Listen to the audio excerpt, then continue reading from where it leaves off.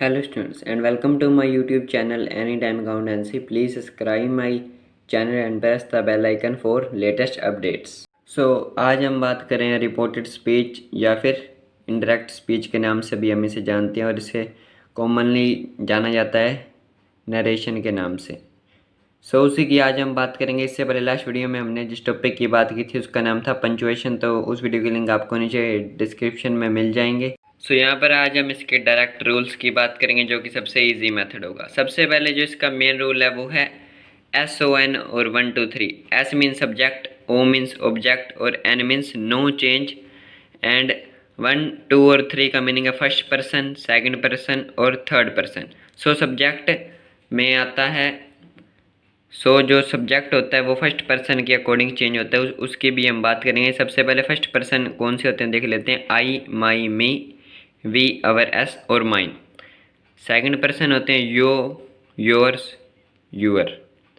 And third है जो कि चेंज नहीं होते, थर्ड पर्सन है he, she, it, his, her, him, they, them, their and noun कोई भी संज्ञा। यहाँ पर अगर हम इसके एग्जाम्पल की बात करें तो Ram said to Shyam you are my best friend. तो यहाँ पर जो राम सेड टू श्याम, तो ये जो है यहाँ तक ये रिपोर्टिंग वर्ब है और you are my best friend जो इन्वर्टेड कोमा में है ये रिपोर्टेड स्पीच है। और यहाँ पर राम सब्जेक्ट है, श्याम ऑब्जेक्ट है। तो यहाँ पर जो सब्जेक्ट होता है वो चेंज होता है फर्स्ट पर्सन से। फर्स्ट पर्सन सब्जेक्ट के अकॉर्डिंग चेंज होता है, सेकंड पर्सन ऑब्जेक्ट के अकॉर्डिंग चेंज होता है और थर्ड पर्सन वो है जो चेंज नहीं होता। अगर हम इसके रूल्स की बात करें तो प्रेजेंट इंडेफिनेट टेंस को पास्ट इंडेफिनेट टेंस में चेंज किया जाता है, यानी कि V1 जो होगी वर्ब की फर्स्ट फॉर्म उसे वर्ब की सेकंड फॉर्म में चेंज किया जाएगा। और नेक्स्ट रूल है प्रेजेंट कॉन्टिन्यूस टेंस को पास्ट कॉन्टिन्यूस टेंस में चेंज कर दिया जाता है, यानी कि इजएमआर प्लस V1 प्लस ING को वाजवर प्लस V1 प्लस ING में चेंज किया जाएगा। उसके अलावा अगर परफेक्ट की बात करें तो प्रेजेंट परफेक्ट टेंस को पास्ट परफेक्ट टेंस में चेंज किया जाता है, यानी कि हैज हैव प्लस V3 को हैड प्लस V3 में चेंज कर दिया जाता है। अगर पास्ट इंडेफिनेट की बात करें तो पास्ट इंडेफिनेट को पास्ट परफेक्ट टेंस में चेंज किया जाता है, पास्ट इंडेफिनेट को पास्ट परफेक्ट टेंस में चेंज कर दिया जाता है, यानी कि V2 जो होगी उसे हैड प्लस V3 में चेंज किया जाएगा और डिड प्लस V1 होगी तो उसे हैड प्लस V3 में ही चेंज किया जाएगा। और पास्ट कंटिन्यूस टेंस को पास्ट परफेक्ट कंटिन्यूस टेंस में चेंज किया जाता है, यानी कि was were plus V1 plus ING को had been plus V1 plus ING में चेंज किया जाता है। उसके अलावा कुछ वर्ड्स भी हैं जो चेंज होते हैं। शेल को शुड में, विल को वुड में, कैन को कुड में, मे को माइट में, दिस को दैट, एगो बिफोर, नाउ को देन में, last previous, yesterday the previous day, tomorrow the next day, these those, here there, today that day. तो इन सब को भी चेंज किया जाता है। उसके अलावा अगर कोई मोडाल्स आ जाए like may, will, shall, can, modals आने पर V1 को V2 में चेंज नहीं किया जाता।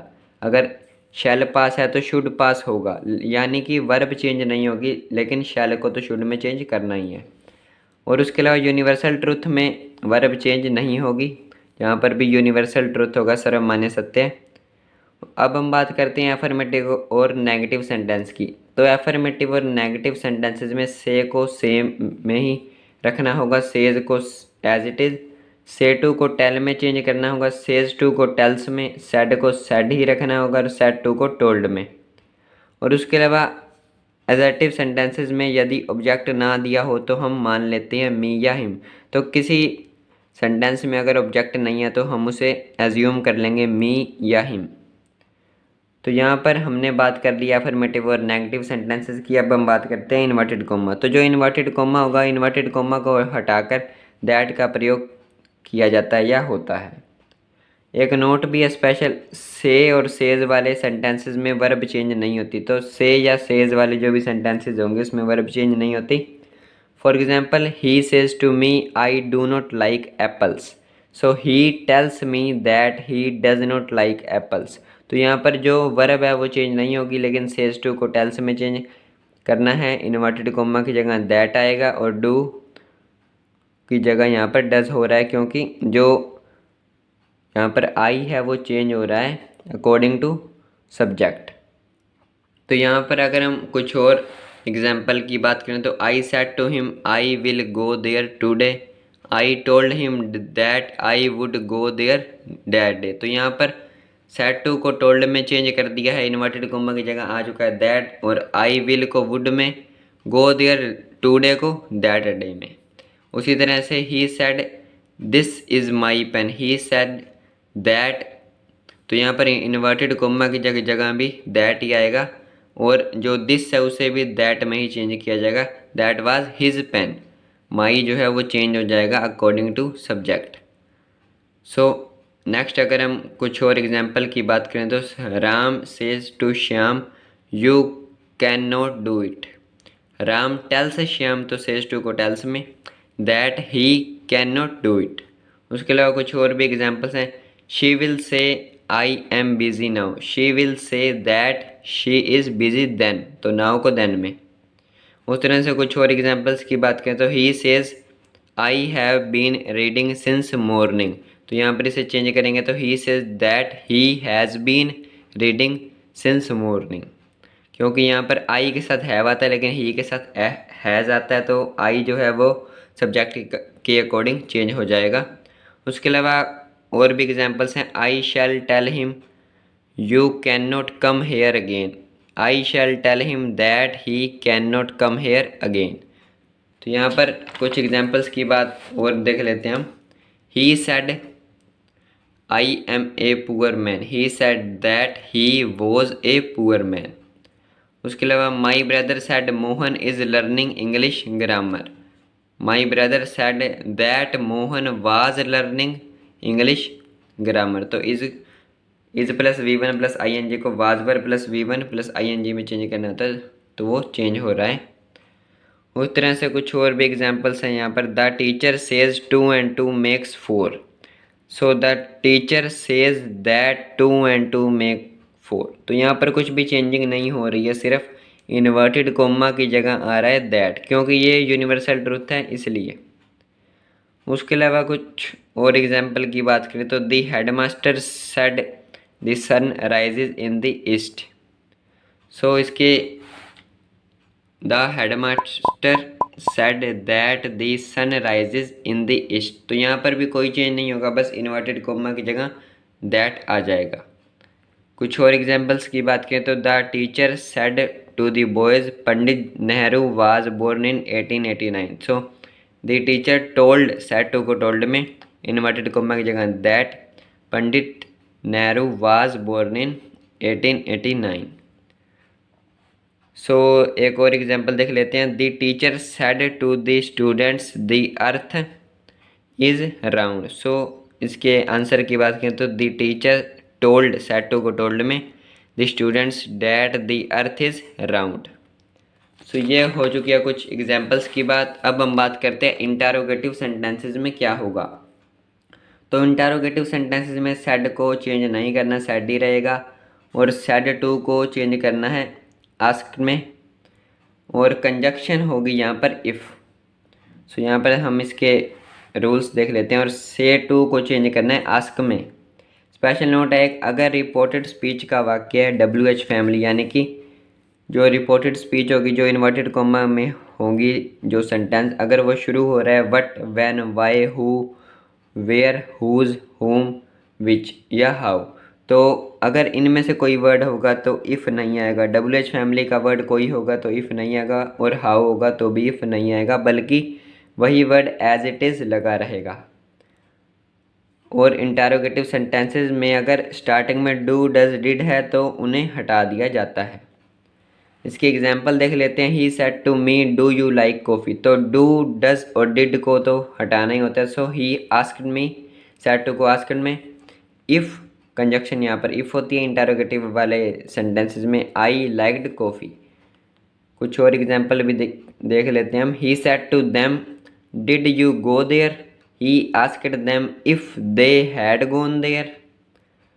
उसी तरह से एक और एग्जांपल देखते हैं, Ashok said to me why are you wasting your time, Ashok asked me why I was wasting my time. तो यहाँ पर वाई एज इट इज़ रहेगा, लेकिन जो चेंजिंग होनी है वो होएगी यू की, क्योंकि ये जो सेकंड पर्सन होता है वो सब्जेक्ट के अकॉर्डिंग नहीं चेंज होता, बल्कि वो ऑब्जेक्ट के अकॉर्डिंग चेंज होता है, और फर्स्ट पर्सन सब्जेक्ट के अकॉर्डिंग चेंज होता है।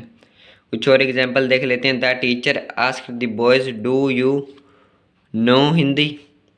The teacher asked the boy if he new Hindi, तो यहाँ पर डू को हटा दिया जाएगा और यहाँ पर कंजक्शन आ जाएगी इफ़ ही न्यू हिंदी, तो वर्ब भी चेंज होगी।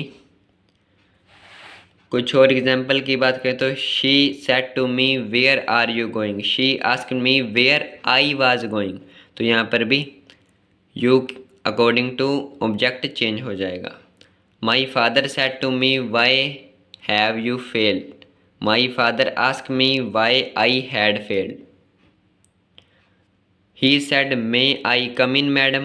He respectfully asked madam if he might come in, तो यहाँ पर ये कुछ अलग है। Ram said to Sita what can I do for you, Ram asked Sita what he could do for her, तो कैन को कुड में what रहेगा as it is, तो यहाँ पर कंजक्शन भी if नहीं आएगी और चेंजिंग हो जाएगी आई की अकॉर्डिंग टू सब्जेक्ट। और उसके अलावा और भी काफ़ी एग्जांपल्स हैं। He said to the policeman what is my fault, he asked the policeman what his fault was. My mother said why do you look so frighten, my mother said why I looked so frighten, तो यहाँ पर भी Y है so as it is वो रह जाएगा। The doctor said to the patient are you feeling better, the doctor asked the patient if he was feeling better. The host said to the guest are you feeling at home here, the host asked the guest if he was, तो यहाँ पर conjunction आ जाएगी if he was feeling at home here। और भी examples हैं यहाँ पर। The teacher said why don't you become regular, Suman? The teacher asked Suman why did she not become regular? The old man said to his daughter why is that child crying? The old man asked to his daughter why that child was crying. So यहाँ पर change हो जाएगा is was में। और भी examples हैं। The stranger said to me can you tell me the way to a good hotel?